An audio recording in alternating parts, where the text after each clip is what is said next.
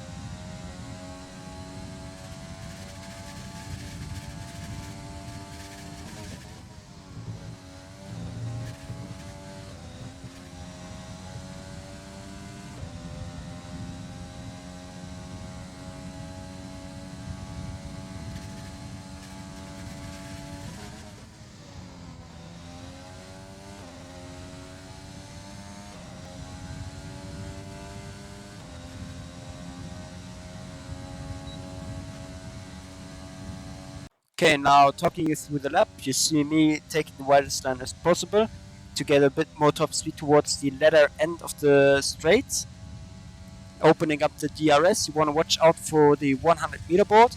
You want to use engine braking. Engine braking is really important right here because it helps you slow down in time. Some people can't brake at the 100 meter board and just overshoot the corner, so just try to experiment with your braking point, especially into turn 1. You want to watch out for this left hand side on this AstroTurf that's coming up right here, as that is your turning point. As soon as you start hitting it, you want to turn in really engine brake and trail brake over this.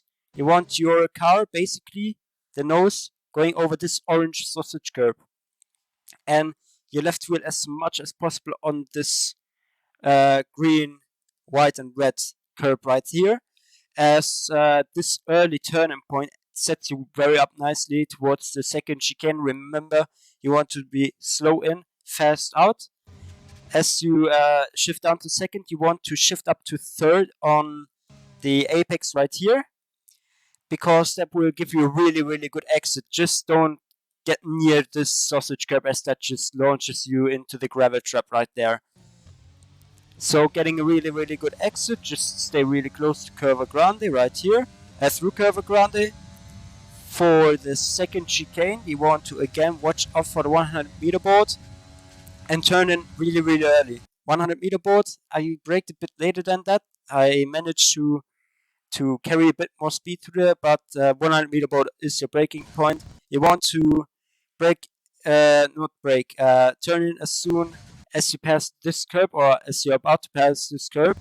Go over this first sausage curb, just like the first turn. You want your middle of the car on this orange sausage curb, and the most important part is going over this orange sausage curb. You see, it's not really a small one like the one before, where you just can run over it. It's like a real big sausage curb.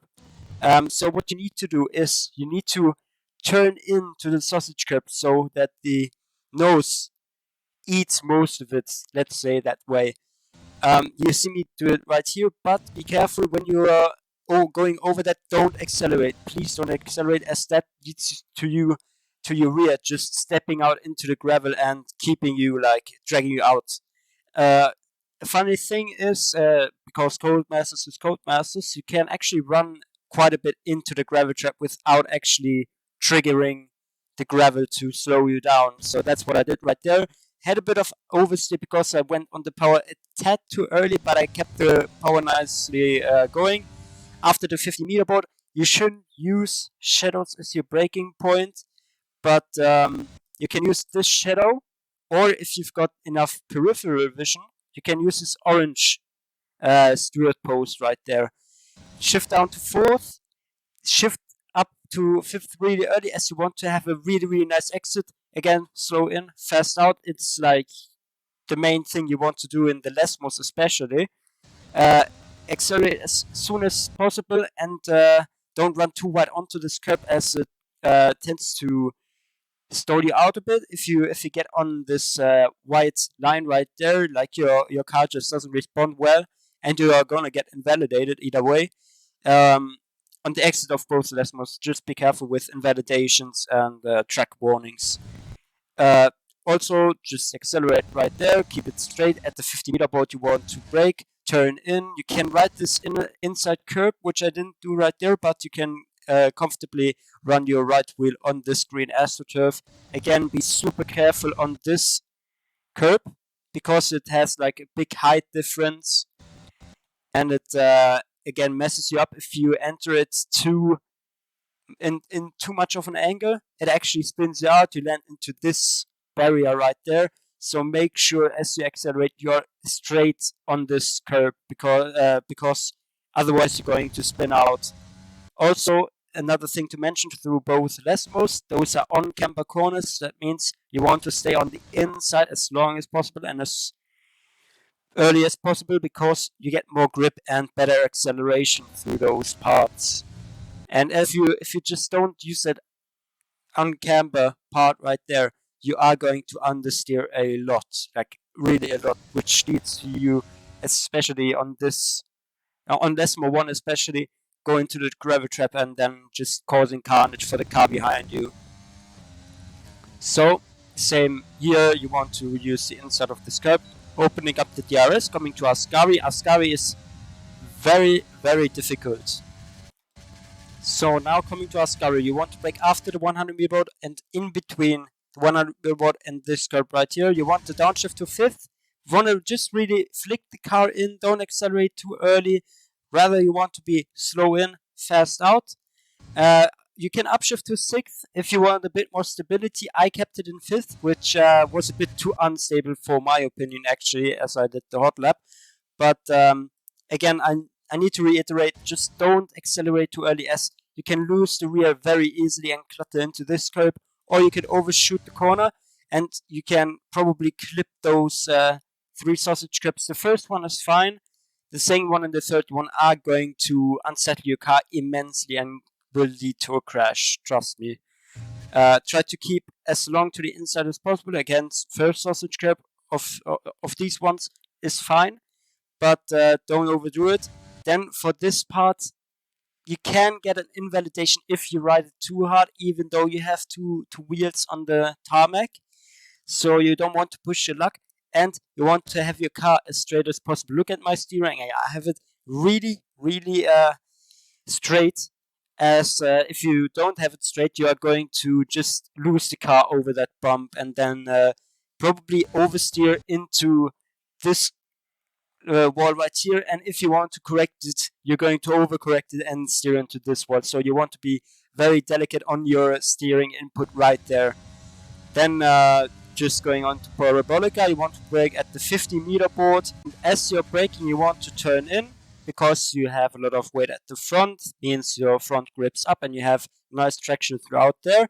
I personally use, maybe you saw it, the curb right here is a bit uneven. There is this slight bit that goes out Wait. Yeah, right here. There is like this triangle. You want to aim right here, and then you want to have a look right here, and then you want to pin the throttle as soon as you pass that. Try to get as close to the inside as possible and as fast as possible, as that saves you like half a tenth if you do it that way. And that's basically it for the lap. Couple of things I failed to mention is for the second chicane, you want to be really, really early on the power. In between these both corners 4 and 5, you want to be a tiny bit more on the throttle as when you are going over this sausage curve, just so you have a bit more speed going into the second chicane.